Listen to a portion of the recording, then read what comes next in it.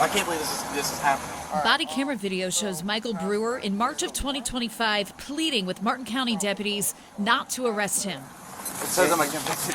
Yeah, in your background, it does. Deputies had pulled Brewer over believing he was a felon in possession of a firearm. They asked me immediately about firearms. I told them I did have a firearm in my work bag. I was taken out of the vehicle. I was handcuffed, and I was told that I was under arrest as a felon in possession of a firearm. I'm not a felon. I have a real estate license. I have a concealed carry license out of Kentucky. The investigation started days earlier when Brewer went to a local gun store. Surveillance video from Lotus Gun Works in Jensen Beach shows him trying to buy a gun.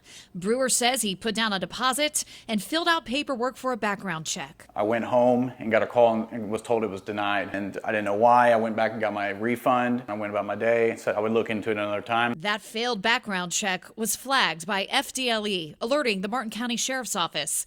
Deputies believed Brewer was a felon trying to buy a gun, but Brewer and his attorney said that was not true. The confusion came from the FBI's NCIC database, used nationwide to check criminal records. Brewer's record showed a felony arrest in Kentucky over a decade ago. The court documents confirm the charge was reduced to a misdemeanor.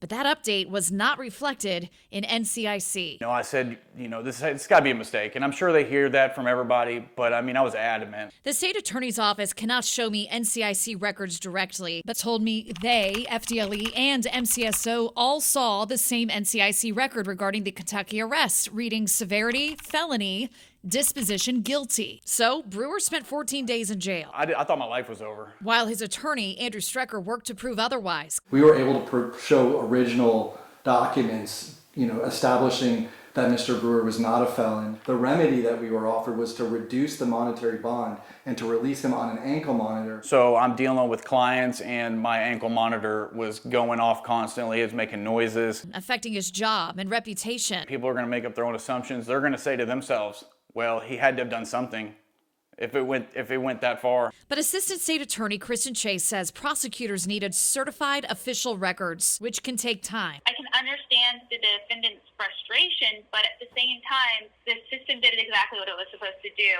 As soon as we were alerted to the issue, we agreed to a bond reduction so that he wasn't sitting in any longer than necessary, but still gave the community the protection of having a bond in place and GPS monitoring. Prosecutors eventually dropped the case after receiving those certified records showing the misdemeanor conviction. But Brewer says it should have been verified much sooner. All it would take is one phone call to verify that I'm not a felon. Now he's filed a lawsuit against the Martin County Sheriff's Office and the deputies involved, accusing them of false arrest, false imprisonment, and malicious prosecution.